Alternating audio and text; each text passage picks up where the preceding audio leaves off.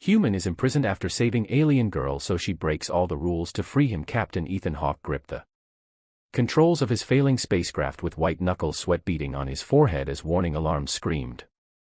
Throughout the cockpit, the Earth Union vessel Dauntless shuddered violently as it plunged through the atmosphere of the uncharted planet below. "Come on, you stubborn piece of junk," Ethan muttered, through gritted teeth, his muscular frame straining against the restraints as he fought to maintain some semblance of control. His piercing blue eyes darted between failing systems displays while his fingers danced across emergency protocols. The ship's AI crackled through damaged speakers, warning catastrophic system failure, impact imminent. "Tell me something I don't know," Ethan growled, yanking hard on the manual override. The thrusters sputtered weakly in response.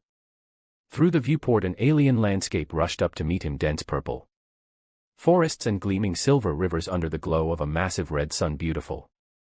If he wasn't about to become the part of the scenery. Mayday, mayday, this is Captain Ethan Hawke of the Earth Union vessel Dauntless, experiencing critical systems failure over unidentified planet.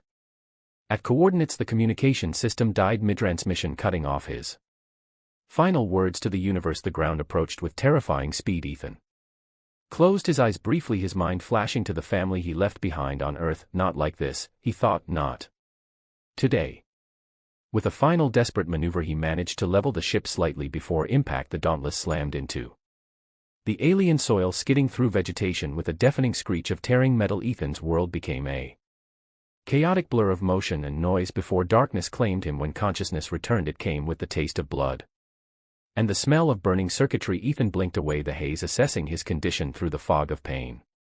Nothing felt broken, a miracle considering the violence of the crash. The cockpit had partially collapsed around him, but his reinforced captain's chair had protected him from the worst of it. Shit, he muttered, unbuckling himself and wincing at the protest from his bruised ribs. Could have gone better. Ethan forced the damaged hatch open and stumbled out into alien air. The gravity felt slightly lighter than Earth's, giving his movements an awkward buoyancy. The Dauntless lay in ruins behind him, a smoking gash carved into the purple foliage. Parts of the ship still burned, sending columns of black smoke into the crimson sky. He took stock of his situation. Emergency pack intact, sidearm secured, communications dead. Standard survival protocol dictated he should establish a perimeter and wait for rescue, but something told him rescue wasn't coming anytime soon. The Dauntless had been blown far off course by whatever anomaly had disabled his systems. A strange high-pitched sound caught his attention, something between a whimper and a cry. Ethan's hand instinctively moved to his sidearm as he scanned the alien forest. The sound came again, more desperate this time. Following his instincts, Ethan pushed through the underbrush toward the source. What he found made him freeze in his tracks. A humanoid figure was caught in what appeared to be some kind of mechanical trap, a tangle of barbed metal cables that tightened with every movement. The alien was clearly female, with smooth, bright orange skin that seemed to glow in the dappled light of the forest.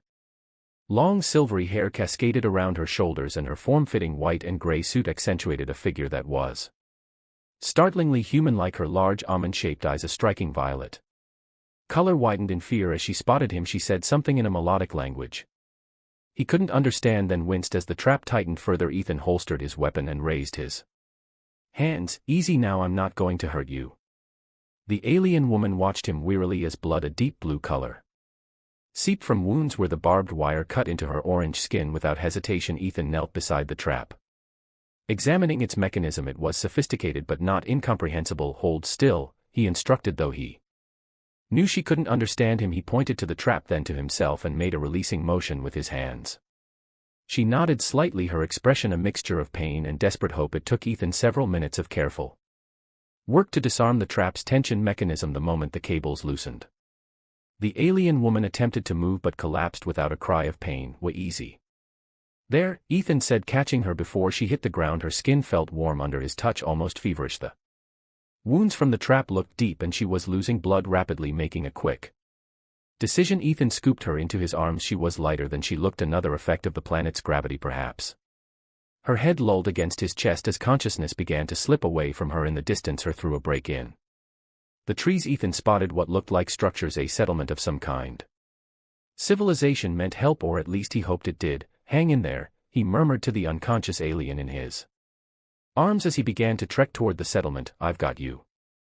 Little did he know that his act of compassion was About to land him in the most dangerous situation of his life. Ethan's boots crunched on the crystallized path leading to the settlement. The alien woman lay motionless in his arms, her silvery hair cascading over his forearm. Her breathing shallow but steady as he approached the outskirts of what appeared to be a city. He marveled at the architecture, organic structures that seemed to grow from the ground itself, spiraling upward in impossible configurations that defied Earth engineering. Hang in there, he whispered to the unconscious woman, almost there. He'd barely taken 3 steps past the settlement's boundary when the air around him erupted with movement. The 6 figures materialized as if from nowhere, surrounding him in a perfect circle. Their armor, sleek plates of iridescent material, shifted colors like oil on water. Each held what Ethan immediately recognized as weapons. Despite their alien design, "Stop where you are, outsider," the command came in perfect English, shocking Ethan into immobility. The speaker, taller than the others, stepped forward, his helmet retracted like liquid, revealing orange skin similar to the woman's but weathered and marked with blue tattoos. "She needs medical attention," Ethan said firmly, tightening his grip on the wounded alien. "I found her caught in some kind of trap in the forest." The guards exchanged glances, their expressions a mixture of disgust and alarm. "You have touched a daughter of Xanthia," the leader hissed. "This violation alone is punishable by death." Death? Ethan's eyebrows shot up. "For saving someone's life? What kind of backward silence?" the leader raised his weapon. "Place Liera Vextel on the ground and step away now." Ethan hesitated, looking down at the woman, Liera in his arms. Her eyelids fluttered, and for a brief moment her violet eyes met his. Something passed between them, recognition perhaps, or something deeper that Ethan couldn't name. Her orange hand weakly grasped his wrist, the touch sending an unexpected warmth through his body. "Please," she whispered in accented English, her voice like music despite its weakness. "Do as they say, you cannot fight them." Reluctantly, Ethan knelt and gently laid Liera on the ground. As he did, her fingers brushed against his, lingering for a moment longer than necessary. The contact sent a jolt of electricity through him that had nothing to do with fear. The moment he stepped back, 2 guards rushed forward, lifting Lara onto a hovering stretcher that appeared seemingly from nowhere. She kept her eyes on Ethan as they took her away, something unspoken in her gaze. "Captain Ethan Hawke of the Earth Union," Ethan announced, standing tall despite the weapons trained on him. "My ship crunched. I was responding to her distress."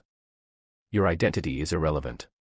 The leader cut him off. "You have violated the first law of Xanthia. No outsider may touch the skin of our people. The penalty is absolute." Rough hands seized Ethan from behind, forcing his arms into restraints that conformed to his wrists like living metal. "This is ridiculous," Ethan protested as they began marching him toward the center of the settlement. "Where I come from, we thank people who save lives, not execute them. Where you come from is precisely why we have these laws," another guard said, his voice dripping with contempt. "Humans always believing your ways superior." As they led him through the streets, Ethan noticed the city's inhabitants stopping to stare. Their expressions ranged from curiosity to outright horror at the sight of him. Children were hurried indoors, shutters closing. As he passed, they brought him to a towering structure at the city's heart. A fortress of the same organic material as the other buildings, but darker, more imposing. Inside, they stripped him of his equipment and survival gear, leaving him only his basic clothing. "The tribunal will convene at dawn," the leader informed him as they shoved him into a cell. "Though the outcome is predetermined, enjoy your final night, human." The cell door, a seamless portion of the wall, melted shut, leaving Ethan alone.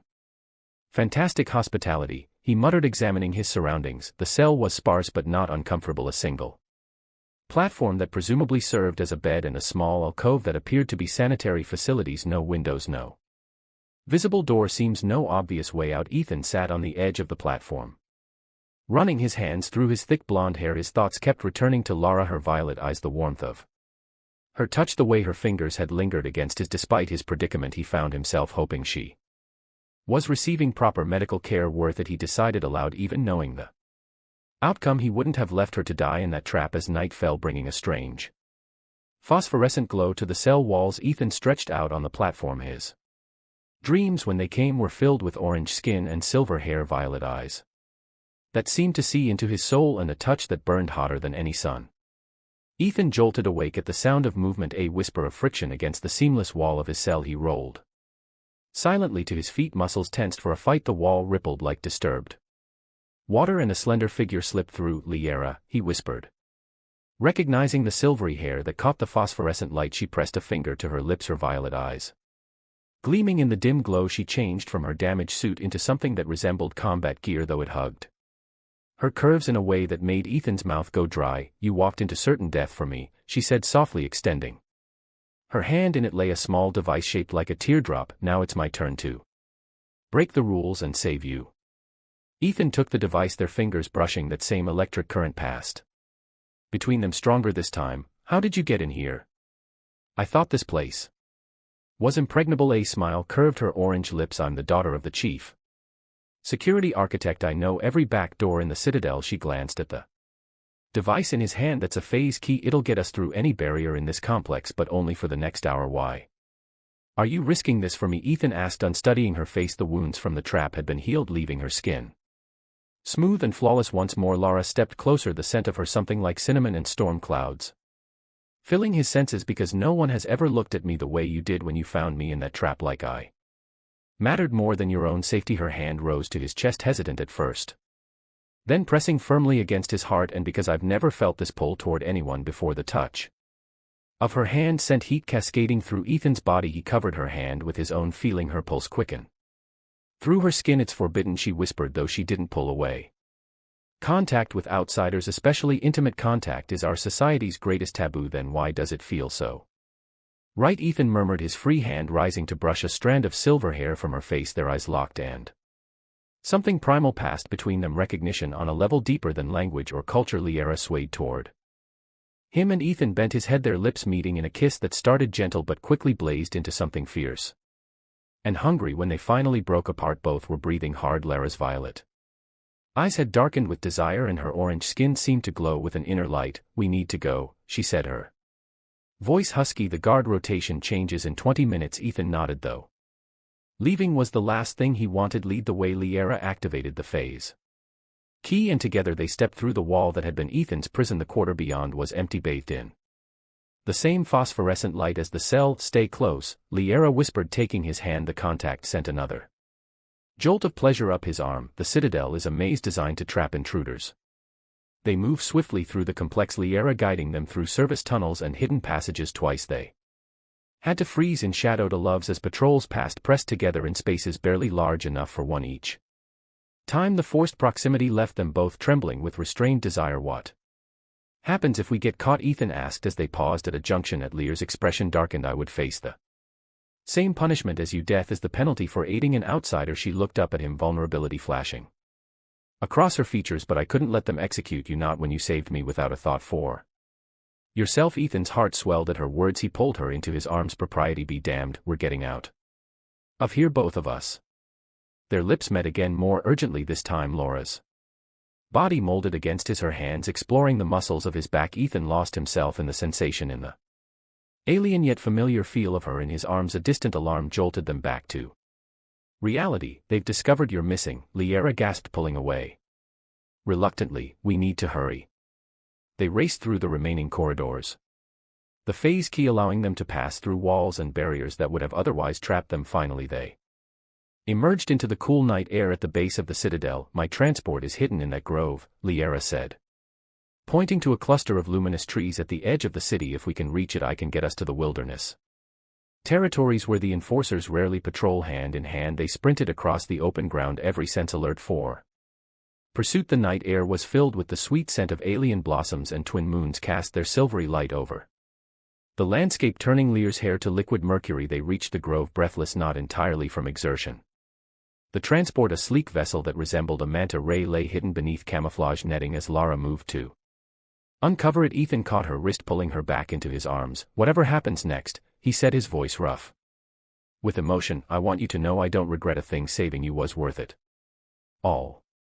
Her answer was another kiss, one that promised much more to come. The transport hummed to life beneath Lara's skilled hands, its bioluminescent controls pulsing in response to her touch. Ethan watched, fascinated by the fluid movements of her fingers across the alien interface. "Where are we headed?" he asked as the vessel rose silently into the night air. "First to the wilderness sanctuary," Lura replied, her eyes fixed on the navigation display. "Then to your crash ship. We'll need its communication systems if we're going to get off-world."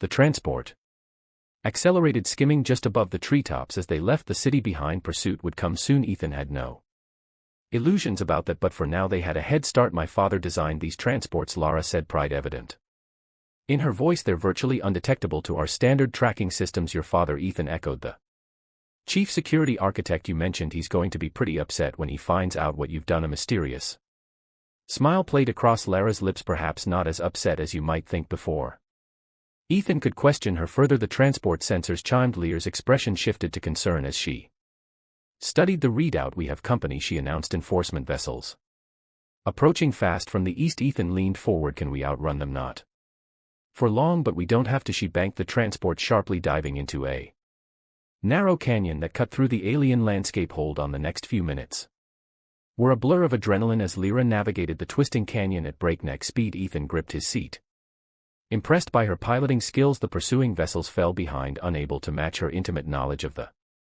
terrain. When they finally emerged from the canyon, a vast expanse of wilderness stretched before them. In the distance, a structure rose from the forest canopy, ancient stone pillars glowing faintly with the same phosphorescent material that lit the city. The Temple of Communion, Lyra explained, built by my ancestors before the isolation edicts. It's been abandoned for centuries.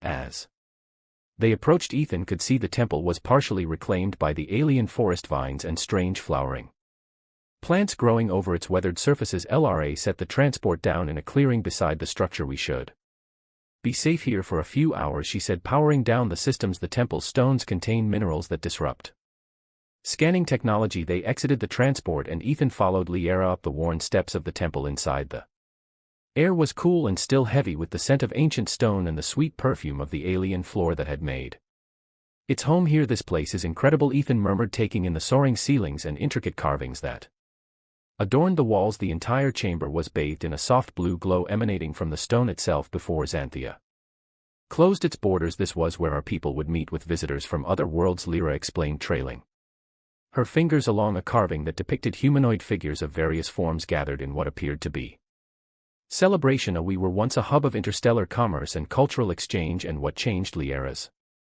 expression darkened. The great betrayal. An alliance of species we had welcomed as friends attempted to seize control of our world. You know, the war that followed nearly destroyed us. She turned to face him, her violet eyes intense. That's why contact with outsiders became our most sacred taboo. Why would I'm doing what I feel for you is considered such a grave transgression. Ethan stepped closer, drawn by the vulnerability in her voice. Not all outsiders are enemies, Lyra. I know that now, she whispered, reaching up to trace the contours of his face with gentle fingers. You've shown me that. The moment was interrupted by the sound of footsteps echoing through the temple. Ethan spun, pushing Lyra behind him protectively as a tall figure emerged from the shadows. Father, Lyra gasped. The man before them bore a striking resemblance to Lyra, though his orange skin was darker, marked with the same blue tattoos Ethan had seen on the guard captain. His silver hair was cut short and his violet eyes identical to Lyra's, assessed Ethan with calculating precision. Commander Talon Vexel. The man introduced himself with a slight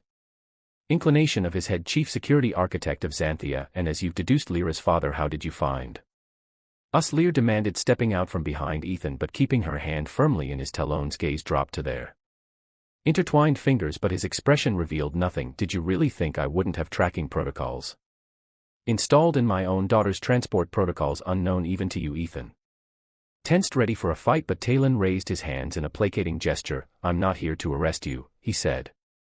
Either of you? Then why are you here? Ethan asked, still wary. Talon's stern expression softened slightly. Because my daughter has always had excellent judgment of character. If she's willing to risk everything for you, Captain Hawk, then perhaps you're exactly what Xanthia needs right now. What are you saying, Father? Lyra asked, confusion evident in her voice. I'm saying, Talon replied, that I'm part of a group working to end Xanthia's isolation. We call ourselves the New Communion. After this very temple, he gestured around them, and I believe your human captain here might be the catalyst we've been waiting for. The temple holds more than just historical significance, Talon said, leading Ethan and Lara deeper into the ancient structure. Their footsteps echoed on stone floors worn smooth by centuries of use and subsequent abandonment. The commander pressed his palm against a seemingly ordinary section of wall. The stone responded to his touch, glowing brighter before sliding away to reveal a hidden passage. Few remember that this was once more than a meeting place, he continued as they descended a spiral staircase. It was also our primary hub for interstellar communication. The Staircase opened into a vast circular chamber. At its center stood a device unlike anything Ethan had ever seen, a collection of gracefully curved metallic arms surrounding a core of what appeared to be liquid light suspended in midair. Without visible support, the resonance array, Liara breathed, her eyes wide with wonder. I thought it was just a legend. Most do, Talon replied. Approaching the dormant machine, the council ordered all records of its existence purged after the isolation. Edicts only those in my family line tasked with maintaining the temple kept the knowledge alive. Ethan circled the device, his trained eye assessing its potential. This can reach Earth Union space if we can reactivate it. Yes, the array was designed to communicate across vast distances by tapping into the underlying fabric of spacetime itself. Talon ran his hand along one of the metallic arms, but it's been dormant for centuries. The power source is depleted. What does it need? Egfan asked. Talon and Lyra exchanged glances. Biological energy, Liara explained. The array was designed to draw power from xanthan life force, what you might call bioelectricity. It requires at least 2 operators to safely channel enough energy to activate it. I can help, Ethan offered immediately. Talon shook his head. It was calibrated for xanthan biology. Using it could kill a non-xanthian. Then Lyra and I will do it. Ethan insisted. No. Lyra stepped forward, placing her hand on Ethan's arm. The risk is too great. Father and I will activate it. You'll need to operate the communication protocols once it's online. While Talon began preparing the array, Lara led Ethan to a small antechamber where ancient control interfaces line the walls. These will translate your Earth Union communication protocols, she explained. Activating the systems, the displays flickered to life, glowing with the same phosphorescent blue as the temple stones. Ethan caught her hand as she worked. I don't like the idea of you taking risks while I stand safely at a control panel. Liara's violet eyes softened. You've already risked everything for me, Ethan. Let me do this. Is it dangerous? He pressed. Not with proper training. A father has prepared me for this possibility since childhood, she smiled reassuringly. It's our legacy to maintain the old ways, to remember that isolation wasn't always our path. Talon called from the main chamber and Lara turned to go. Ethan pulled her back gently into his arms. When this is over, he said softly, when we've contacted Earth Union, what happens then? Understanding dawned in her eyes. You're worried about us, about what comes after. I don't want to leave you behind, Ethan admitted, his voice rough with emotion, but I don't know if there is a place for me here or for you in my world. Liara's orange fingers traced the line of his jaw. Perhaps we can build a new world together, one that takes the best of both.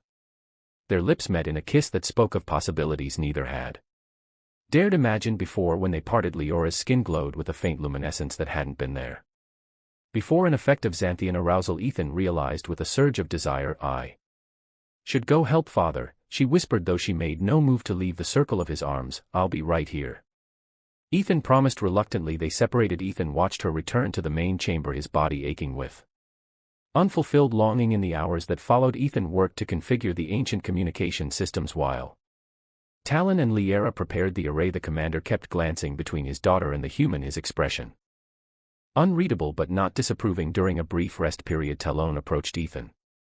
Alone, my daughter has chosen you, he stated without preamble. I can see it in the way her skin illuminates in your presence.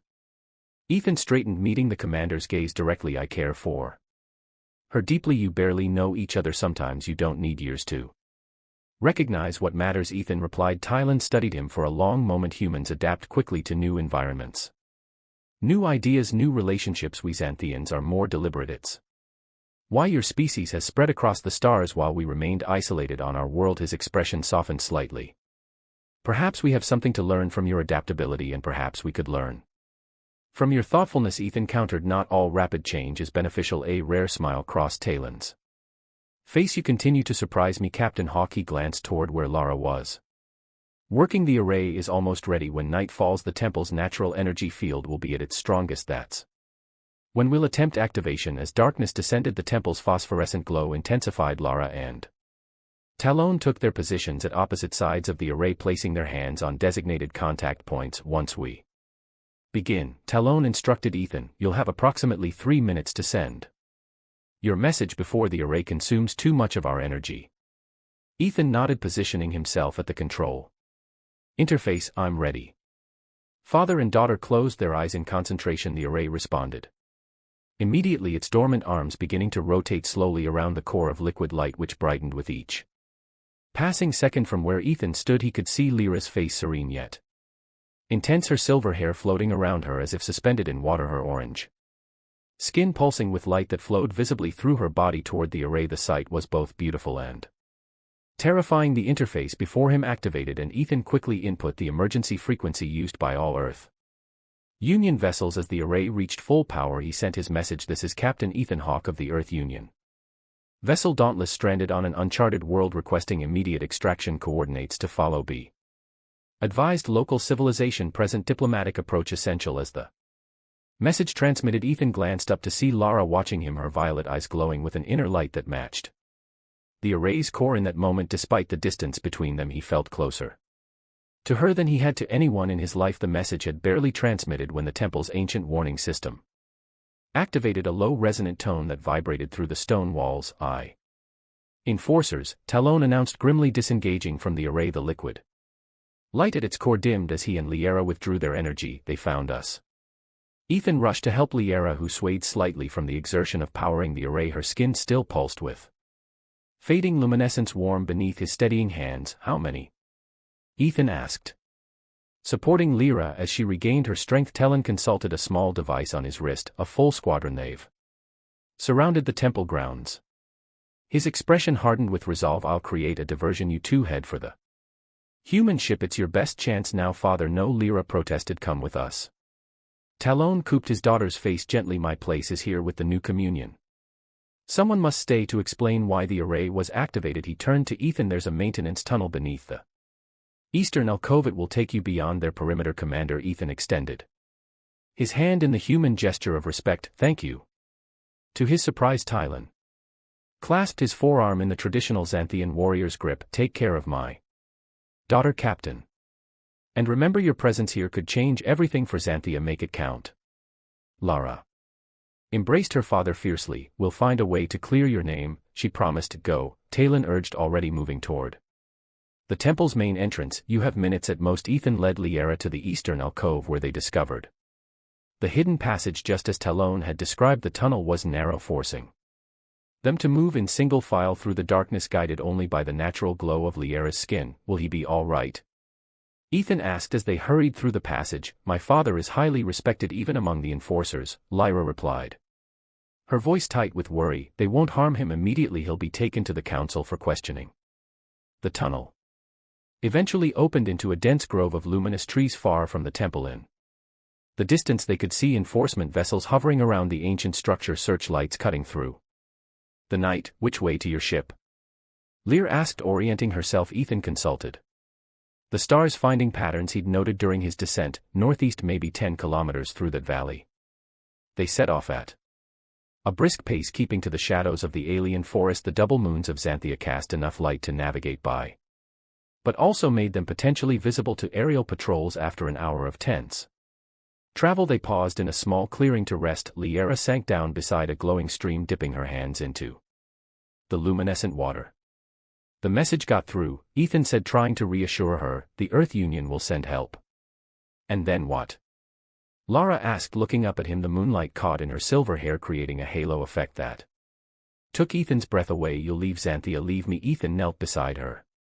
"Who says I'm leaving you behind? My people would never allow me to leave, not after breaking so many laws. Your father seems to think change is coming," Ethan pointed out. "And even if it isn't, I've never been good at following rules either." He took her hands in his. "I'm not leaving this planet without you, Lyra, not after everything we've been through." Her violet eyes searched his face. "You barely know me." "I know enough," Ethan replied softly. "I know you risked everything to save a stranger who helped you. I know you're brave and brilliant and beautiful. I know that when I'm with you I feel something I've never felt before." The luminescence of Lyra's skin intensified, pulsing in rhythm with her quickening heartbeat. "Xanthans bond for life," she whispered. "It's not something we take lightly."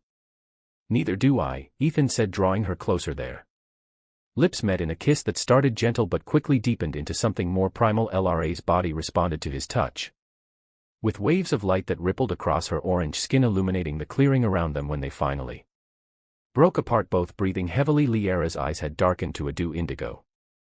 "There's something you should know about Xanthian physiology," she said, her voice husky. "Our bodies, they remember every Touch every sensation. What happens between us becomes physically part of me. Forever. Ethan caressed her face. Ed, by the implication is that why contact with outsiders is forbidden? She nodded. To touch is to change each other permanently, and is that what you want, to be changed by me? In answer, Liara pulled him down beside her on the soft moss-like ground. The forest around them seemed to respond to her emotions, the bioluminescent flora brightening as if blessing their union. What followed was a discovery of alien and human forms, similar in so many ways yet thrillingly different. Liara's skin and emitted pulses of light that matched the rhythm of their passion, casting patterns across Ethan's body that seemed to sink beneath his skin, marking him as hers just as she was becoming his. In the aftermath they lay entwined, their bodies still humming with shared energy. The differences between human and Xanthan seemed to matter less now they had found harmony. In their contrast, your people were right about one thing, Ethan murmured against her hair. Contact with outsiders does change you, but maybe change isn't always something to fear. Lara traced patterns on his chest, her touch leaving faint trails of light that slowly faded. In the old texts there are stories of Xanthians who bonded with beings from other worlds. They were said to gain unique strengths from the union. She looked up at him with wonder. I can feel it already, something of you becoming part of me. A distant sound broke the moment, the unmistakable hum of enforcement vessels. They're sweeping the forest, Liara said, sitting up alertly. We need to move. They dressed quickly and continued their journey through the alien wilderness hand in hand. The connection between them had shifted, deepened into something that transcended physical attraction. Each glance, each touch now carried the weight of their shared experience, a bond neither had anticipated but both now cherished. As dawn broke kick over the horizon, they crested a ridge and spotted the Dauntless below, a jagged scar of metal against the purple vegetation. There it is, Ethan said. I'd say if the communication systems are intact we can boost the signal from your father's message. Lara squeezed his hand. And if they're not, Ethan gave her a confident smile, then we'll find another way together. The Dauntless lay before them, its once sleek hull now a twisted monument to Ethan's crash landing. Despite the damage, Ethan felt a surge of hope as they approached. Even a wrecked Earth Union vessel contained technology that might save them. The main power core is dead, Ethan explained as they climbed through a rupture in the hull, but the emergency system should still have some juice. Inside the ship was a maze of tilted corridors and damaged compartments. Ethan led Liara to the communication station, which had survived relatively intact. This is remarkable, Lara said, running her fingers over the Earth technology. Her touch left faint luminescent trails, an after effect of their intimate bonding that hadn't yet faded. So different from our systems, yet I can see the underlying principles. Ethan worked quickly, rerouting emergency power to the communication array. If we can boost the signal from the temple, we might be able to. The console suddenly flared to life, startling them both. A message scrolled across the screen. Captain Hawk, signal received. EU's horizon in orbit. Maintain position. Extraction team inbound. EDA 20 minutes there.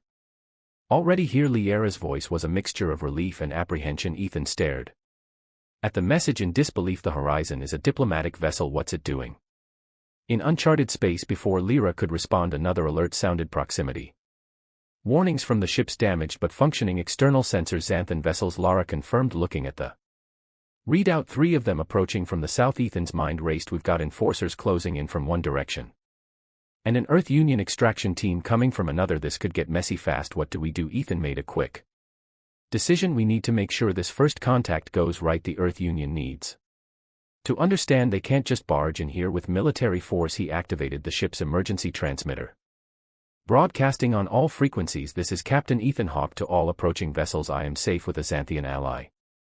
Request immediate ceasefire and diplomatic approach. Repeat, no hostile action. First contact protocol is in effect. Lara looked at him with newfound respect. You're trying to protect my people. I'm trying to protect us all, Ethan replied. The last thing the galaxy needs is another intricacies conflict. The console chimed with a response from the horizon. Understood, Captain. Diplomatic team only. Commander Reyes leading. Elena Reyes, Ethan said with visible relief. She's good, one of our best first contact specialists. Lara's expression remained troubled. And the enforcers, that's where it gets tricky. Ethan took her hand, his thumb tracing circles on her orange skin. They're coming for both of us, but maybe this is our chance to change things. What are you suggesting? A controlled first contact right here, right now. Your father said the new communion wants to end Xanthia's isolation. Well, here's their opportunity. Lara's eyes widened as she Grasped his plan. You want to facilitate an official meeting between Earth Union diplomats and Xanthian authorities. Exactly, no sneaking, no violations of protocol, just an honest diplomatic exchange. His blue eyes locked with her violet ones. But I need to know you're with me on this, it could be dangerous. Lyra's response was to pull him into a fierce kiss. When they parted, her skin was glowing brightly with emotion. I've already broken every rule my society holds sacred for you, Ethan Hawke. What's one more? They worked quickly, Ethan sending detailed instructions to both approaching parties while Lyra used her knowledge of Xanthan protocols to frame the encounter in terms her people might accept. As they waited, they stood at the shattered viewport of the Dauntless, watching the horizon where soon both their peoples would meet. Are you afraid? Ethan asked softly. Terrified, Mary, Lyra admitted, but also hopeful. She leaned against him, her silver hair brushing his cheek. Whatever happens, we've already changed each other. That can't be undone. Ethan wrapped his arm around her waist, drawing her closer. No going back now. Would you want to go back? I mean, to before we met, not for all the stars in the galaxy, Ethan replied without hesitation. They watched as a sleek Earth Union shuttle descended from the clouds, its diplomatic markings clearly visible almost simultaneously. 3 Xanthan vessels appeared from the opposite direction, their distinctive organic design a stark contrast to the metallic human craft. Here we go, Ethan murmured. The Earth Union shuttle landed first about 50 m from the crash site. The Xanthan vessel set down shortly after, forming a rough triangle around the area. Ready? Ethan asked, giving Lyra's hand a reassuring squeeze. She nodded, her expression resolute. Together they emerged from the wreckage, hand in hand, standing tall as representatives from both sides approached. From the Earth Union shuttle came a small group led by a dark-haired woman in diplomatic uniform. Commander Elalina Reyes. From the Xanthian vessels emerged a larger contingent of enforcers led by none other than Talon himself. Your father, Ethan whispered in surprise. How? He must have convinced them to let him lead the pursuit. Lyra replied, her voice thick with emotion. The two groups stopped several meters apart, sizing each other up with obvious caution. Ethan and Lyra walked forward, positioning themselves in the neutral ground between their peoples. Commander Reyes, Ethan called, nodding respectfully to the Earth Union diplomat. Captain Hawke, she replied, her professional demeanor not quite hiding her curiosity about the orange-skinned woman at his side. You've had quite the adventure, I see, Commander. Talon Vexel. Lara addressed her father formally. The human vessel comes in peace.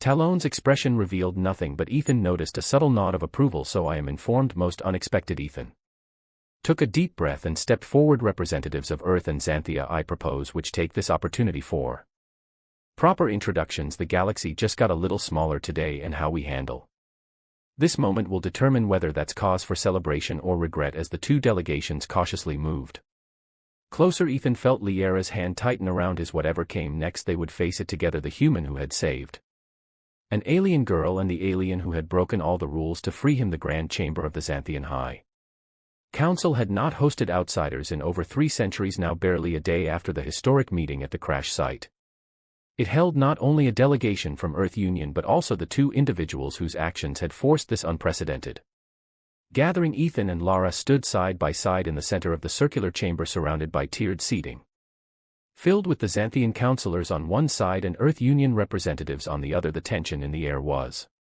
palpable, but so was the curiosity, both sides stealing glances at the human Xanthian pair who had defied convention. This emergency session of the High Council, joined by representatives of the Earth Union, will now commence, announced Elder Morith, the eldest counselor. His orange skin had faded to a pale amber with age and his silver hair had turned white. We gather to determine the fate of Captain Ethan Hawke and Lara of Extile, who stand accused of violating our most sacred laws. Commander Reyes rose from her seat among the Earth delegation with respect. Elder Captain Hawke is an Earth Union citizen. He cannot be subject to Xanthian law without proper diplomatic protocols. He violated our laws on our soil, countered another counselor. The penalty is clear, perhaps. Talon interjected, standing from his position among the enforcers. Before we debate jurisdiction, we should hear from the accused themselves. After all, their actions have already changed the course of our history. Elder Morith considered this, then nodded. Captain Hawke, you may speak first. Ethan stepped forward, his posture straight and confident despite the gravity of the situation. His blue eye swept the chamber, meeting the gaze of each council member in turn. I came to your world by accident, he began, but what happened after was no accident. When I found Lyra trapped and injured, I Didn't see an alien, I saw someone who needed help where I come from. That's not a crime, it's a duty. He gestured to the Earth delegation. Humanity has made countless mistakes in our journey to the stars. We've learned that isolation breeds fear and fear leads to conflict, but we've also learned that reaching out, taking risks to connect with those different from ourselves, that's how we grow stronger. Murmurs rippled through the chamber as Ethan continued. I broke your law, yes, but I would do it again without hesitation, not out of disrespect for your customs, but out of respect for something more fundamental, the value of life, whatever form it takes. As Ethan stepped back, Lara moved forward. The luminescence beneath her orange skin had intensified, visible even through her formal attire, a physiological response to strong emotion that every Xanthan in the room could recognize. I stand before you having broken our most sacred taboo, she said, her melodic voice carrying clearly through the chamber. I touched an outsider, I helped him escape justice, I bonded with him. This last admission caused a wave of shocked whispers, and in doing so I discovered something our ancestors knew before the great betrayal, that connection with others, even those unlike ourselves, enriches us rather than diminishes us. She turned to face the Xanthian counselors directly. I can feel him within me now, his courage, his adaptability, his compassion. These are not weaknesses to be feared, but strengths to be embraced. Elder Mora leaned forward. You speak of the ancient bonding, the physiological exchange. Our laws were specifically designed to prevent. Yes, Liera acknowledged, and I am changed by it, but not lessened. To demonstrate, she raised her hand, concentrating briefly. The luminescence of her skin brightened, then focused into a controlled pattern that danced across her fingers, a display of bioelectric control that normally took Xanthians decades to master. The human capacity for rapid adaptation has merged with our own biological abilities, she explained. This is what our ancestors understood, that diversity strengthens rather than weakens. Commander Reyes sees the opportunity. The Earth Union has long believed in the benefits of cultural exchange. Captain Hawk's experience supports what we've observed across hundreds of worlds, that cooperation between different species creates possibilities neither could achieve alone. The council chamber erupted in debate. Ethan moved closer to Liera, their hands finding each other instinctively. You were magnificent, he whispered. So were you, she replied, her skin pulsing with warmth where their fingers intertwined. After hours of intense discussion, Elder Morith called for silence. We have deliberated on this unprecedented situation, he announced. While the violations of our laws are undeniable, so too is the evidence before us. The connection between Captain Hawk and Lara Vitold demonstrates possibilities our society has denied for generations. He turned to address the Earth delegation. The High Council proposes a probationary period of limited cultural exchange between our peoples, not full open borders, but controlled diplomatic and scientific cooperation. Commander Reyes nodded respectfully. The Earth Union accepts these terms and will honor Xanthan sovereignty throughout the process. As for the accused, Elder Merith continued, his gaze settling on Ethan and Lara, your actions, while technically criminal, have served as a catalyst for necessary change. Therefore your punishment will be thus. You will serve as the first official lions between our worlds, responsible for ensuring that this new relationship develops with appropriate caution and respect. Talon stepped forward. If I may, Elder, I recommend the Temple of Communion be restored as the center for this new exchange. Its historical significance would honor our traditions while embracing this new path. An excellent suggestion, Commander Vexal. Elder Morith agreed, and you shall oversee its restoration with the assistance of our unique new liaison. As the formal proceedings concluded, Ethan and Lyra found themselves surrounded by well-wishers from both delegations. Commander Reyes approached them with a knowing smile. Quite the diplomatic coup, Captain, she said. Though I suspect your motivations weren't entirely about interstellar relations. Ethan grinned, his arm slipping around Lara's waist. Let's just say I found a compelling reason to advocate for open borders. Later, as the twin moons of Xanthia rose over the city, Ethan and Lara stood on a balcony overlooking the ancient skyline. The Temple of Communion was visible in the distance, already being prepared for its new purpose. So, Ethan said, pulling Lyra close, official lions between worlds think we're qualified. Lara's violet eyes sparkled with mischief. Well, we certainly have experience with liaison. Ethan laughed, then grew serious. You know, on Earth we have a saying, sometimes you have to break the rules to do what's right. And on Xanthia, Lara replied, her fingers tracing the now familiar contours of his face. We say that true wisdom comes from recognizing when an old rule no longer serves its purpose. Their lips met in a kiss that sealed their unique bond, a connection that had begun with an act of compassion deepened through shared danger and now promised to bridge the gap between two worlds as they embraced beneath the alien star's lurid skin.